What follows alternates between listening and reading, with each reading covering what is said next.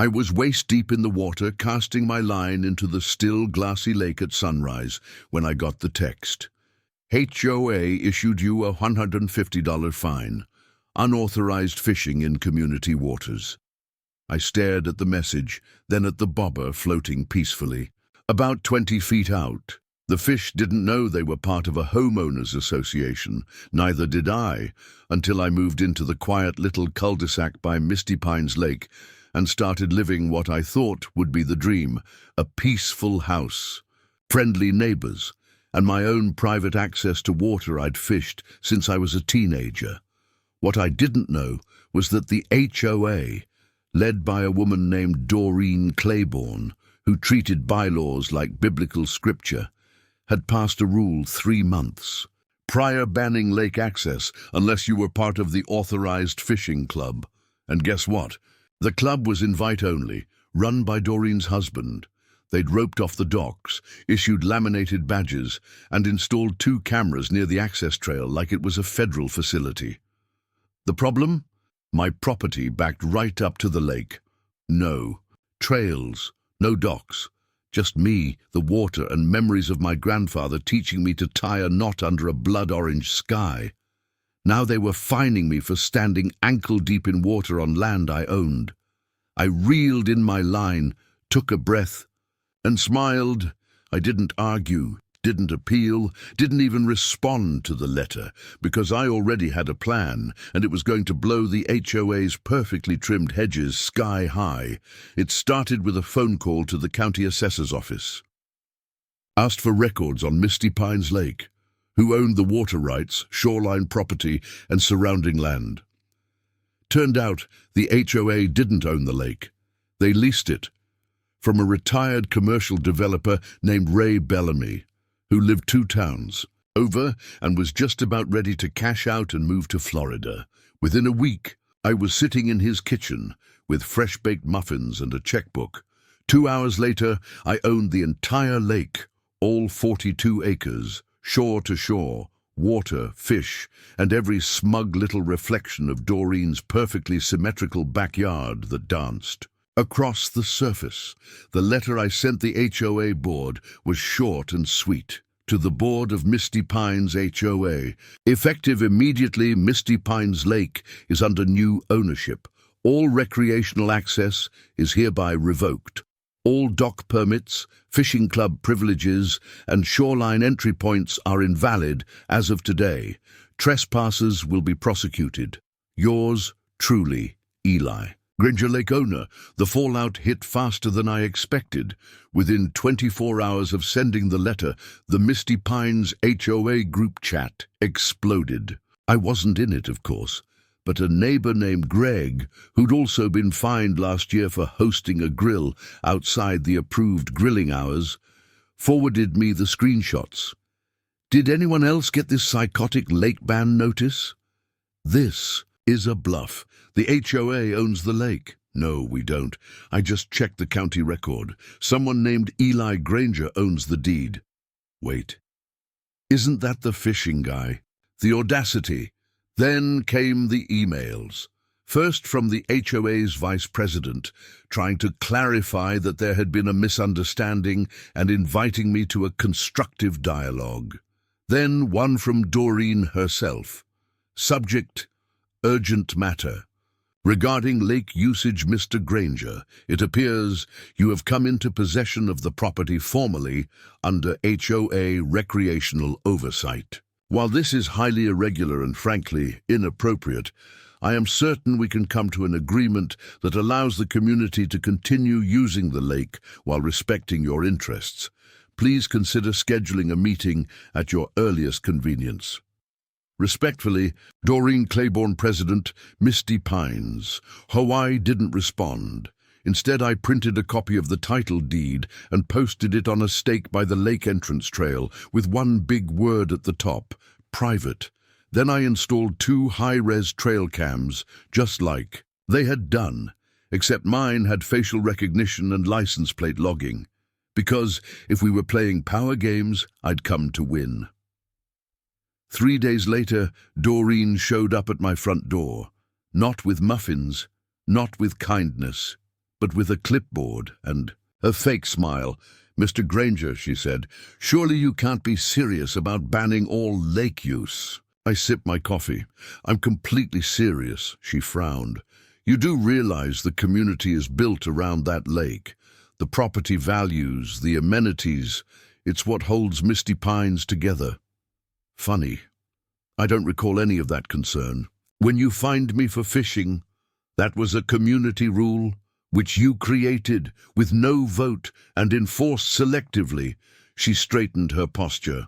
"We're willing to waive the fine, even offer you honorary access to the fishing club." I grinned. "Doreen, I own the club now. In fact, I think I'm going to dissolve it." She blinked. I stepped forward, calm and cool. "You turned the lake into a weapon. I'm just turning it into a mirror." Her mouth tightened. "You'll regret this." "No," I said. "You will." Then I closed the door. The next week, the HOA launched an emergency meeting, complete with folding chairs, red-faced board members, and panicked residents begging for lake access. People started asking questions.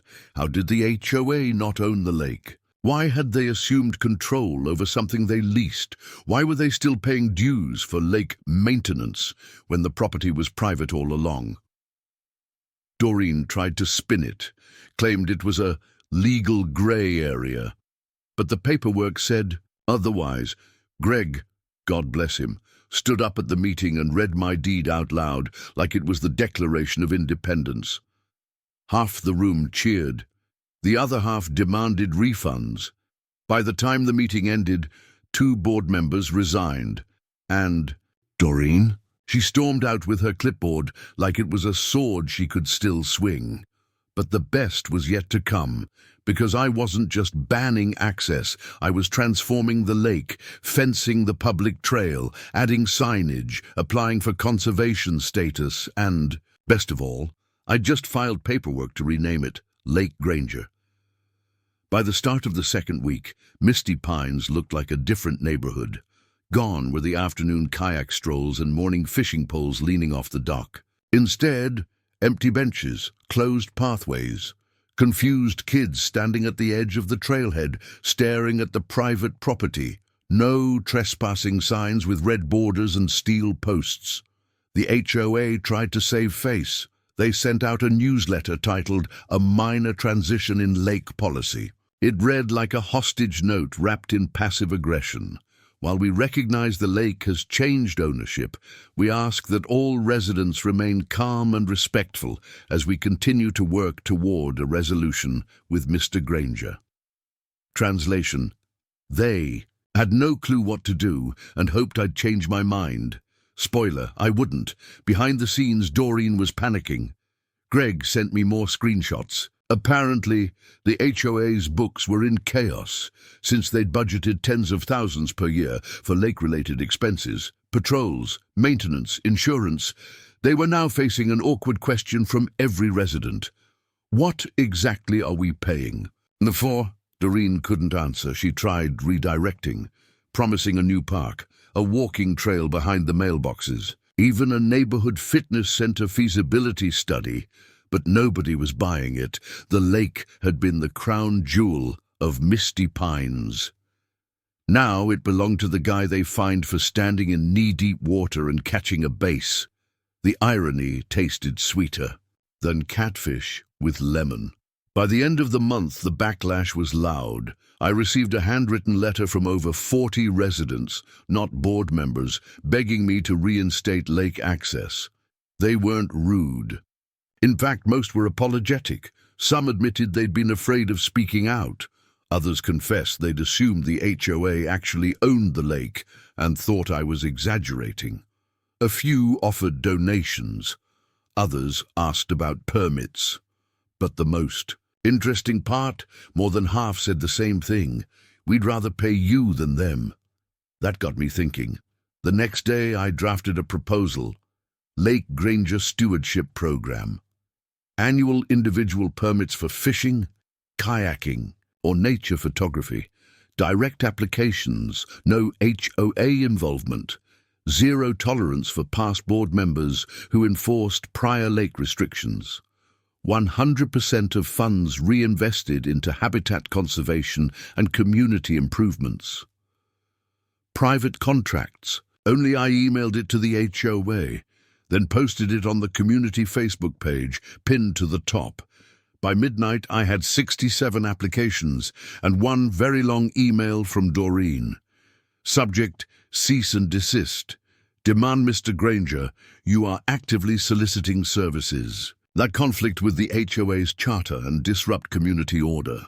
Cease all permit activities or we will pursue legal action. Sincerely, Doreen Claiborne Misty. Pines HOA President. I replied with exactly 3 words. You were removed. The final blow came that weekend. I hosted a private event, a lake reclamation, celebration, live music, food trucks, a fishing contest with cash prizes, invite only. Residents with permits got passes. Former board members were blacklisted.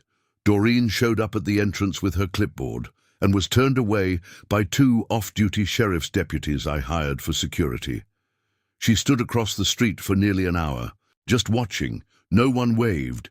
Not one resident crossed over to talk because they were inside, laughing, casting lines, grilling burgers on the shore of a lake, no longer ruled by her rules. And me? I stood on the dock where she once posted her members only sign and cast my line like I always had. Free. By the Monday after the lake reclamation celebration, the HOA was officially in meltdown. 3 more board members resigned. Residents were furious, not just because they'd lost access to the lake, but because they finally saw the receipts, the financial ones. Turns out, the HOA had burned through $47,000 over the past 2 years on lake-related security upgrades, beautification audits, and administrative oversight. Most of it had been funneled through a landscaping company owned by Doreen's cousin, the same company that managed the path lighting and billed $700 to replace 1 solar lamp. It all came out when Greg requested the books using the HOA's own transparency clause. They tried to ignore him. He posted everything online. By Tuesday, there was a petition circulating to dissolve the HOA entirely. And guess who was named Community Advocate of the Year? Me, but I wasn't done. Because Lake Granger was no longer just a point of revenge. It was becoming something bigger. I applied for wildlife certification, replanted native grasses along the shoreline, partnered with a local ecology club to install nesting boxes and conduct cleanups. People noticed. Kids came down with sketchbooks and binoculars. Families brought canoes. Retired vets sat in folding chairs, swapping fishing stories under the trees. It felt like how things used to be, before laminated rules and security cameras, before HOA fines, before the lake was treated like a throne. Then came the final play from Doreen. She tried to sue me, claimed the original lease agreement from the HOA to the previous lake owner gave her group implied permanent recreational rights. Her lawyer filed an injunction to stop my permit program, but there was a problem. I had already purchased the full land rights, water, access, and shoreline. The lease had expired months before the purchase, and the contract included a clause that invalidated all prior recreational arrangements unless explicitly renewed, which they weren't. The judge read the papers, looked over the deed, and dismissed the injunction in less than 15 minutes. When he asked Doreen's lawyer if she had any further claims, she stood and said, "My client would like to withdraw from further proceedings." The courtroom chuckled. I didn't. I just stood, tipped my cap to the judge, and walked out with my head held high. That night, the HOA disbanded in a 78-12 vote. Doreen left town shortly after. Her house sold quietly. Word is she moved to a gated community in the next county, somewhere with stricter rules. The neighborhood without the HOA breathed easy for the first time in years. No more petty fines, no more suspicious cameras, just neighbors, living, and me. I installed a new wooden sign by the main path to the lake, hand-carved, polished cedar. It reads, Welcome to Lake Granger. No HOA required. People smile when they pass it, because it's not just a message, it's a memory of the day one. Fisherman refused to reel in his line and reeled in the whole lake instead. Spring came early that year. The lake thawed quicker than expected, and with it came the sound of children's laughter echoing off the water, rods casting, oars dipping gently into glassy ripples. Birds nested again in the cattails. The bass were back, big and aggressive, almost like they knew it was safe to swim freely again. And for the first time in a long time, Misty Pines didn't feel like a gated system with a scenic view. It felt like a community again. The Lake Granger stewardship program grew from a simple idea into a local treasure. We issued permits for school outings, hosted weekend nature walks. A retired biology teacher volunteered to teach lakeside classes on freshwater ecosystems. Families who had once been afraid to speak against the HOA now brought picnic baskets and folding chairs, sitting in circles on the shore. Even teenagers, previously fined for riding scooters near the trail, returned to cast lines or just sit by the dock and breathe. We put up 3 new benches, painted one bright blue with a brass plate that read, "For everyone who stood up when it mattered." One morning, a young couple stopped me near the shoreline. They were new, had just moved into what used to be Doreen's house. "I just wanted to thank you," the man said, holding their toddler. "We read the story before we moved in, thought it was a joke." "It wasn't," I said, smiling. "We came here because of this place," his wife added. "Because of what you did." I didn't say anything right away, just looked out at the water, calm, unbothered, mine. And yet, not just mine, not anymore. Later that evening, Greg and I sat on the dock with a cooler of beer and a bucket of bait. "You ever think," he said, baiting his hook, "that if Doreen hadn't fined you that first time, you wouldn't have bought the lake?" I smirked. "Probably not. Funny how dumb power trips end up causing their own collapse." "Yeah," I said. "Almost like karma's got a fishing license too." We both laughed, then cast our lines into the water. No restrictions, no fines, no laminated warnings nailed to posts, just open water, and the knowledge that sometimes when you're pushed hard enough, you don't just fight back.